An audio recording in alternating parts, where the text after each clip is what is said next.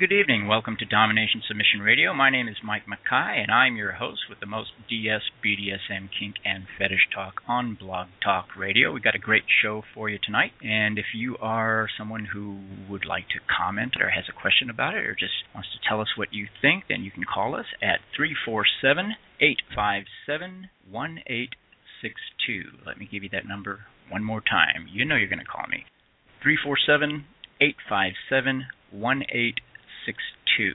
I keep trying to get that number to spell something, but it just doesn't work, so you're just going to have to deal with it. We also have a chat room where you can visit us and tell us what you think in print. You can, if you're a little shy about calling us and asking your question or making a comment, feel free to do it in our chat room. If you see the chat room but you can't seem to talk in it, it usually requires you to be logged in with a free account at Blog Talk Radio, so you might consider doing that. I'd also encourage you to check out our website. The website is domination-submission.com. Domination-submission.com. There you'll find our Facebook, Twitter, and other social media. We've got a great show for you tonight. We're going to be talking about some relationships. There's a very delicate balance in the dynamic. Many people are very comfortable with the way things are, and they will react to any shift in that dynamic as a threat to the relationship as a whole. And you have to walk a very fine line there. And you have to know in your own heart how much you're willing to risk to try to nudge that dynamic in the direction that you want to go. I'd like to introduce my co-host, who is the author of the Trust in Me series of erotic fiction and about to release another novel called Becoming Stone. L.B. Shaw. How you doing, L.B.? I'm doing good, thanks. I think it's a good topic to approach tonight, too, because I've been approached by several people recently who have vanilla partners, and I think we're looking for a little bit of guidance as to how to handle that. And, of course, with me being so new, I gave them the little bit of advice that I could, so I'm really glad that we're talking about this tonight. We'll talk a lot about that, and we will take some questions, including questions from the chat room, email, and other venues. You're listening to Domination Submission Radio. I'm Mike Makai. My co-host is L.B. Shaw, and we'll be back in just 2 minutes.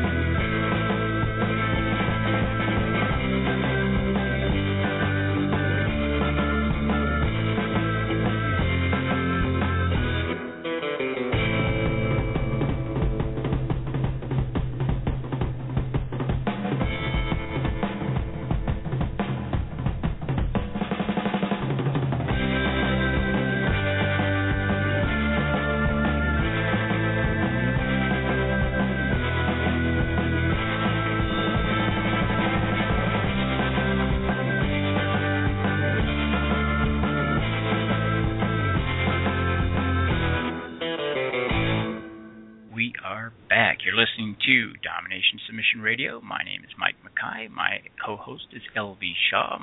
L.B., what do you think? I don't know that I would discuss something like that on a first date. I'd probably wait a little bit. I think it's important to at least be able to discuss other things. But I do agree that it's important to address early in the relationship because you've got a decision to make, just something that's going to matter down the road if they're not willing to explore at least some of the kinky things that you're interested in. But if you reach that point where you can talk with them and tell them what your kinks are and they think it's abnormal, I think at that point it's important to at least open up a dialogue and find out what their reasons are for thinking that it's abnormal. And me personally, if somebody said that to me, I probably wouldn't want to be involved with them. I probably wouldn't want to stay with someone that thought that I was into something that was abnormal unless they were very open-minded and willing to talk about it. But again, a lot of it is context, and it's kind of hard to get the context of that just saying a random comment. But again, it's important to be able to discuss those things and find out how important it is for you to be able to explore a relationship with someone who's willing to at least try out some of the things that you're interested in, and for you to decide if it's going to matter if you're going to be in a mostly vanilla relationship long-term or forever. Do you believe, LB, that everyone has some sort of a kink? That everyone has some sort of a kink? No, I don't think that everyone does. I think that there are some people who are extremely vanilla. Some people think that things that I think are vanilla are kinky. But I think there are some people out there that, I think I joked about it in one of my books, they put a sheet between them and cut a hole out to have sex. So I think there are probably people at both extremes, extremely vanilla, not kinky at all the way to very kinky. I'll add something to that and say that, yes, I think that there are people who may not act kinky or act on it. They might have thoughts of being kinky, but maybe they're afraid to speak up or they feel guilty. And this could play out in different cultures and different religions, too. A lot of people might just be afraid to speak up or think that they're wrong and wanting to try something. And, for example, I was in a relationship a couple of years back before I met my husband with someone who I think had a lot of really hidden kinks, and he used to talk about wanting to slap me. And, of course, now I love to be slapped, but 3 or 4 years ago or 5 years ago, he never said, he never came out and asked me if he could, but he used to say, I want to slap you sometime, I want to slap you. And I would just look at him like, what? And it didn't bother me, I didn't get upset, but it made me kind of uncomfortable because I didn't really understand, I couldn't understand it. And, but we had other little kinky things that we did, but that was probably one of the things that just kind of, I think I was just intimidated by it. And of course now look at me, it's like something that I really enjoy experiencing. So again, I think a lot of people could be kinky on the inside, but not really able to express it on the outside. We're going to take another break. You are listening to Domination Submission Radio. My co-host is LB Shaw, and we'll be back in about 2 minutes.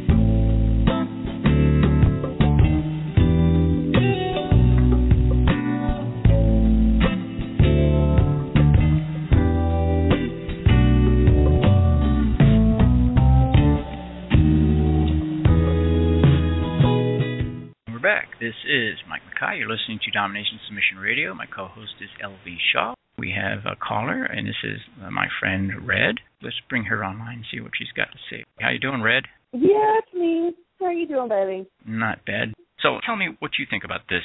You asked LB a little bit earlier, how would you approach this on a first date kind of thing? And a first date is not the place I'm going to tell somebody I'm into whip chains and bloggers. That's kind of the feeling out date for the first couple of ones. It's not something I'd come out and immediately say, oh, by the way, you have no idea how kinky I really can be, because you really don't know that person. That would be more middle dating, not when you guys are completely monogamous serious. You have to have this conversation with your partner before anything progresses too far, because you don't know. They could be completely uncomfortable with any form of anything outside of their realm of normal. Because what's normal for me is not normal for you. It's not normal for LB. It's not normal for Donald Trump. Everybody has their own pattern of the way they want to approach things and their own way of doing things, and some people are just not comfortable leaving their bubble. Everybody has their own definition of normal. What's normal on a heavy impact for me is not normal for somebody else. What's normal in my normal DS relationship is not normal for somebody else's. It's a subjective thing. If your potential partner is accusing you of being abnormal as far as morally, something being morally wrong, like if you want to engage in some sort of kinky behavior that they feel is morally wrong. I'm going to jump in here and just say something. Go for it, LB. Okay. Girls have the show now. I think let's separate the kinky from the sex part, because if you go out on a first date, let's say you're both vanilla. If you go out on a first date with someone, are you going to say, so do you like to have oral sex? I mean, for some people, that's kinky. So personally, some people might want to bring up a topic like that, and other people might not want to bring up a topic like that. But then there's also kinky where it has nothing to do with sex. It might just be like flogging and whatever, non-erotic type spankings. I mean, there's lots of things, kinky things that you can do that don't involve sex. So there's kind of two different ways to approach it. I don't know that a first date would necessarily be an appropriate time to address something like that as far as kinky sex. If you guys are having a good rapport and you feel comfortable enough to say, I like to go to parties, or I like to do this and that, and you feel comfortable talking about whatever your kinky fetishes are non-sexually, then I say go for it. I think a lot of it just depends on how that conversation is going and that sort of thing. What do you think, Red? It also depends on how you are, how comfortable you are with it. For me personally, it's not such a major thing I hide anymore. I hid what I was for years because it wasn't acceptable. Right. The deep, dark little recesses you keep to yourself, and you think about this, and it's kind of swept under the carpet. A lot of people do that. For me, it's not such a problem for me anymore. I'm very open about who and what I am now. Very open to begin with my partner, who he was not exactly vanilla, but not exactly in the lifestyle either. He had an idea about it, but he really wasn't aware of how encompassing it was, and we had a very open and frank conversation about it before we began our relationship, and I came straight out and I told him, I am a masochist. I like heavy play. I like this. I went through a small portion of my kinks and fetishes and showed him a little bit about it, and he was intrigued. A little hesitant, but that's okay, because most people, when they try something new, are a little hesitant about it. And it's not rush right into it, and a lot of people make that mistake of thinking, oh, my God, we have to do this right now, or this person's going to walk out. And start very, very small, light spanking, very easy to do. Sensation play with ice cubes, popsicles, very, you can go very, very light to almost the point of vanilla. Because vanillas have kinky sex too. They just don't think of it in the terms of what we do. And then if you enjoy temperature play and things like that, then okay, so we like this. Learn a little bit more about it. See how far you want to go with that, and that may lead to another kink or another fetish. But approaching it outright with someone you're just first meeting is typically not a good idea, because there's probably not going to be a second date. If there is, I'd be concerned. About, I want to say 4 years ago, I was in a former relationship, and the person I was with, we were sitting down talking, just having a normal conversation, and things progressed to the more sexual nature, and I brought up the topic of handcuffs. Not a big deal in most eyes. And he flipped out. he thought apparently I wanted to have him handcuffed, and I was not even going there. I was talking more along the lines of handcuffing me, and he completely lost his cool, and our relationship kind of took a nosedive because he was not okay with the fact that I wanted to progress to something he felt wasn't comfortable at all in his normal realm of his world. And he was not comfortable with the idea of putting me in a state of handcuffs. Although I like restricted bondage, he was not at all okay with it. And it kind of went real south real fast from there. I haven't had a situation like that with anyone else other than my husband, because usually with other partners, anything kinky that I've tried wasn't anything that I consider outside of the, I don't know how to put it. I can't really say normal, but, you know, what I call more vanilla kinky stuff, like just being tied up, being blindfolded, being spanked, trying to think of some other things that, you know, other things that I've tried. Oh, biting is like a big kink of mine, but I just never really considered that kinky. So that kind of stuff just kind of naturally happened in other relationships. And then again, it was never a problem other than the one person that I dated that mentioned wanting to slap me. And it was, again, I just didn't quite know how to process it, but I don't think I reacted negatively. I just kind of ignored them. Typically, when we're doing meet and greets and we have new ones come in, you know, and they're kind of timid or shy because our group of friends is a little bit overwhelming at times. And we have a tradition in our group. If you're going to become part of our community in our group, you have to watch a particular video. And it's called Thank Smokey on YouTube. Everybody needs to watch it. It is hilarious. Love it. What's it called? Thanks Smokey. Yeah. It is on YouTube. Everybody needs to watch this video. If nothing else, it will give you the biggest laugh of your life. And we make people watch this. Brand new, never met them before. We make them watch this. And we watch their reactions, because we've all seen the video. We all had to go through it. And we watch their reactions, and some people are like, oh, my God. And there's just this face that comes over them. But some people are literally dying, laughing, sitting there watching this video. But people look at this video, and there's hot women in it, and everybody's drooling, and then it flips the script all the way through, and everybody's like, oh, my God! You know, and if they start laughing the way we do, then it's game on. Then we're good. If they're like, then we know we got to be kind of gentle with them before they go away. I will see it. It's just, you know, the throwing it out there, oh, come sit down, and you pat the chair next to you. We don't bite much. My case hard. Just little things like that. Oh, I forgot my flogger at home. I'm so sorry. We'll be back in about 2 minutes. You're listening to Mike Makai and LB Shaw on Domination Submission Radio.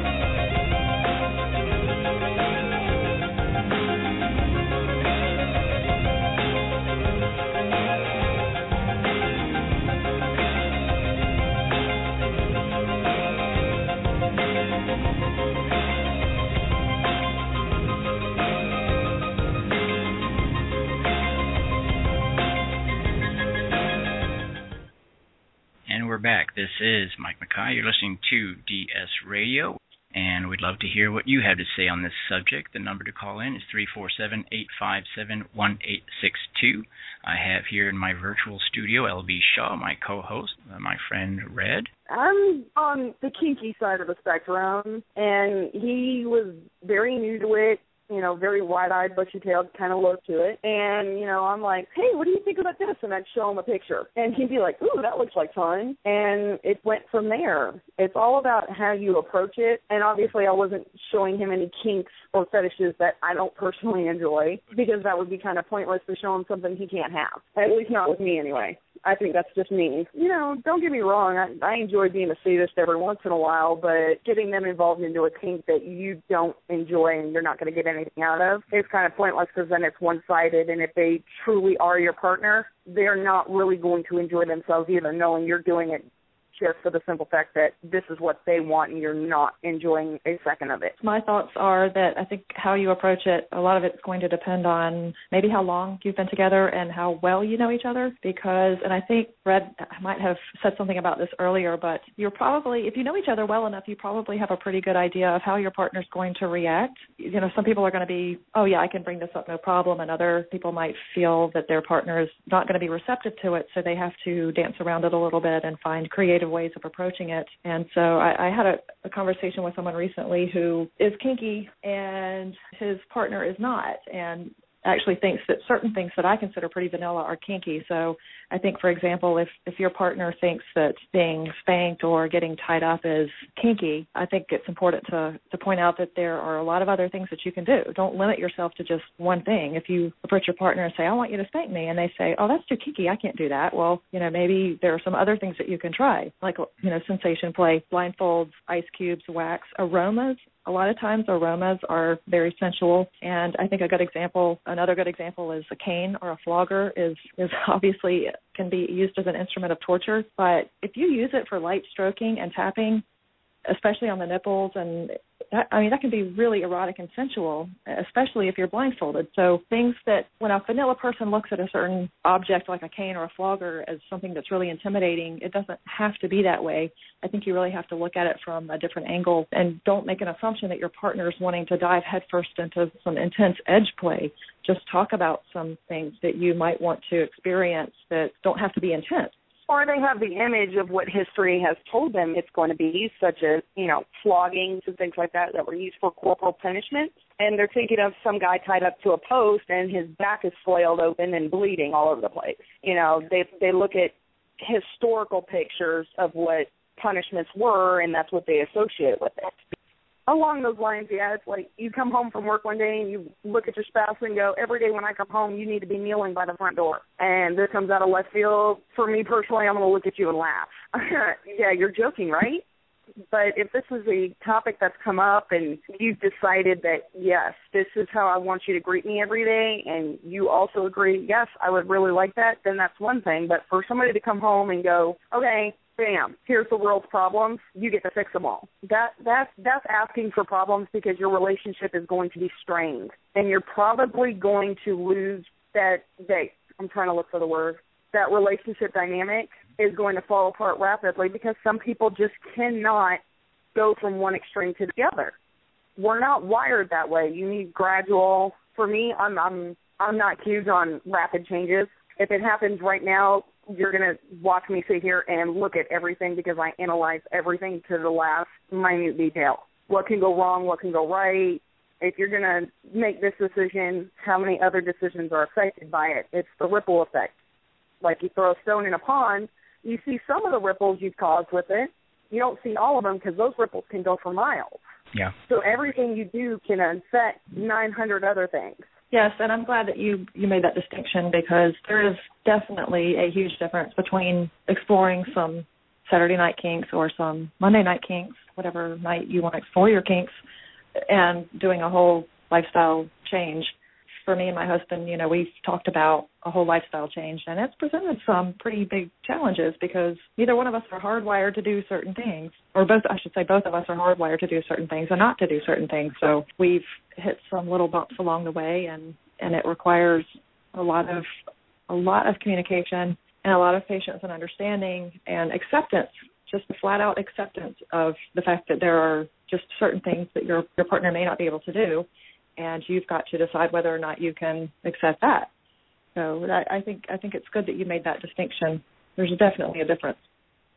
Well, there's something else that I think is really important to bring up and mention, and that is never discount the significance of a person's fear of looking foolish when you're considering these sorts of things. And by that, here's what I mean. Let's say your partner comes to you one day and says, I would really like to try spanking. Let's add that to our sex life. And you might be very interested in doing that, but you've never done it before. You have no idea how to go about it. It's not like there are spanking schools out there that you can enroll in. And the fear of looking foolish or appearing that you don't have a clue what you're doing is a very, very important thing here. And there are a lot of people who will say, let's not. Not because they don't want to do it, because they don't have any idea how to proceed. And the fear of embarrassing yourself or looking foolish or seeming incompetent at something that, at least in your mind, everyone else knows how to do. You're the only one who doesn't know how to do this. It's a very scary thing. What do you think?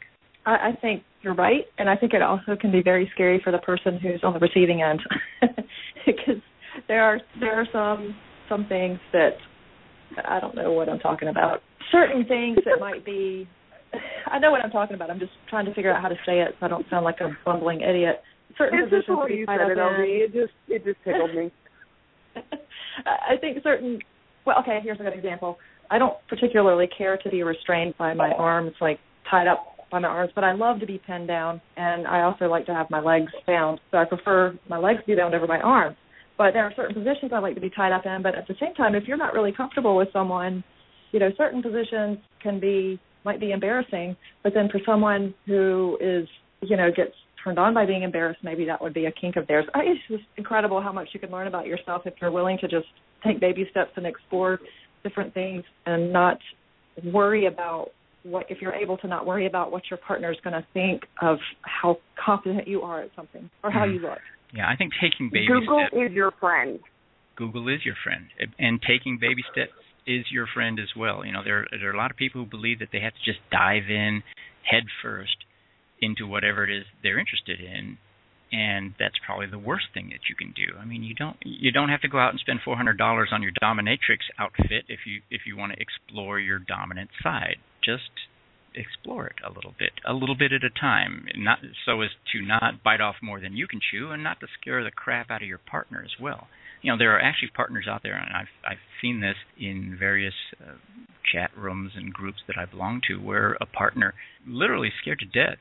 He or she will say, my husband or my wife says she wants to dominate me, and I'm scared to death. I'm afraid she's going to get carried away. And of course, those images of being tied to a stake and flogged until you bleed to death, sort of thing, come to mind, I guess, for them. And again, I think it really depends a lot on making sure everyone knows that you're all talking about the same thing, and clearing up those kinds of misunderstandings and false assumptions.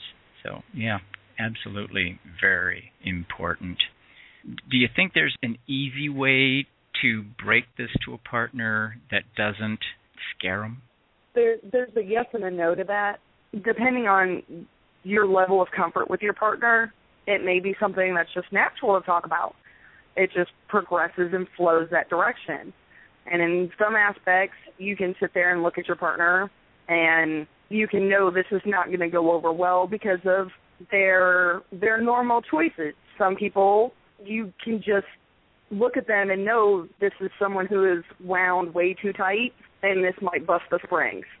And that's not a conversation you really want to have with somebody and send them down a bad spiral. Mm-hmm.